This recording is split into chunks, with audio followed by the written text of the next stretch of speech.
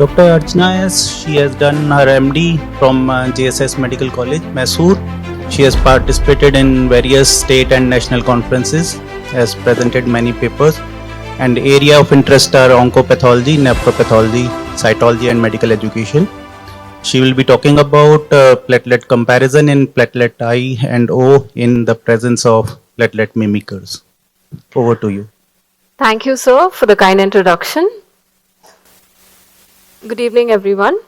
It's over to the platelets again after so much of discussion about the various methodologies that are used to determine accurate platelet counts. My studies and comparison of platelet counts analyzed using impedance and optical principles in automated hematology analyzer that we have in our lab, and in the presence of platelet mimickers.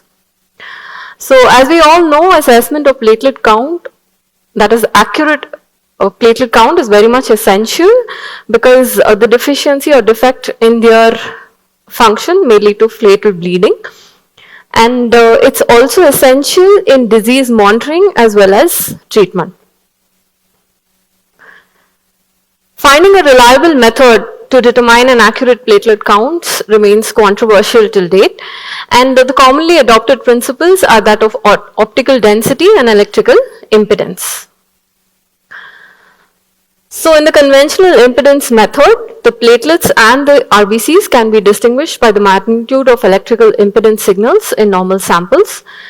It is subjected to the interference with microcytic RBCs, fragmented RBCs, as well as large platelets when it is used to differentiate platelets by cell volume. Microcytic RBCs and fragments will falsely elevate the count due to the interference of the RBCs, and in presence of large platelet and platelet aggregation commonly found in thrombocytopenic samples, it may be falsely low.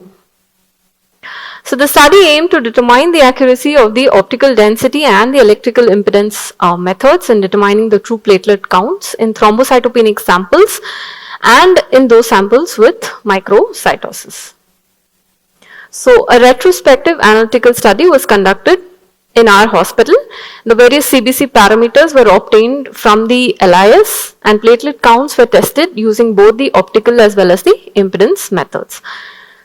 Patients with thrombocytopenia, that is count less than 1,50,000, were considered, and MCV less than 70 femtoliters was considered as a cutoff.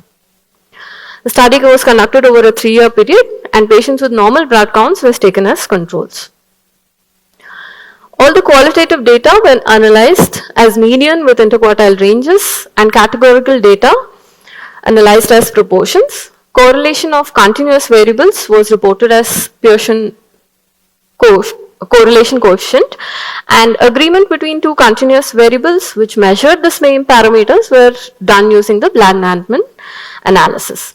A difference of more than plus or minus 5% between the two methods was considered statistically significant, and we had a total of 398 subjects included in our study. So these were the various parameters that were analyzed, and these were the cases of microcytosis with median MCV being 63, and cases of thrombocytopenia with MCV being almost normal, and platelet count with a median range of 1.01. So the platelet count was higher in 48% of the patients by optical method and only by 2% by impedance method in control subjects. Presence of microcytes resulted in higher platelet count by impedance method in 18% of cases.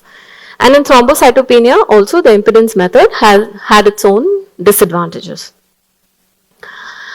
So when the Bland-Altman analysis was plotted, the coefficient of variation between the controls as well as the impedance method, the optical and the impedance method in control subjects exceeded by 5% in 33.7% of the cases. In microcytic anemia, the two methods, between the two methods, there was about 24.3% of cases which exceeded the 5% cutoff. And in cases of thrombocytopenia, the coefficient of variation between the two methods exceeded by 5% in 41.8% of the cases. So there still remains a debate as to which method is more suitable for platelet counting, especially with platelet interference like microcytes and in cases of thrombocytopenia. Platelet count by impedance method resulted in higher platelet counts in the presence of microcytes, and overestimated platelet counts in samples of with MCV less than 70 femtoliters. So to conclude, the presence of microcytes as well as thrombocytopenia result in significant alteration in platelet count by the impedance method. So a platelet H is a new parameter that Mindray has come up with, and it generates a graph combining the impedance channel as well as the diff channel parameters. So these are the graphs that are obtained, that is the platelet I and the diff channel. In the diff channel, the RBCs are lysed and hence the large platelets are detected. Now combining the two graphs obtained from the impedance channel as well as the differential channel, the platelet H is generated. Now this is another parameter that needs to be explored, and it's available on the Mindray BC 700. So we are yet to explore that. These are my references. My acknowledgements to all the professors in the Department of Pathology. Special thanks to Dr. Vani, Dr. Sheila and Dr. Manjunath for this opportunity. And of course, Mindray and BLK Max for the opportunity for presentation on this platform. Thank you.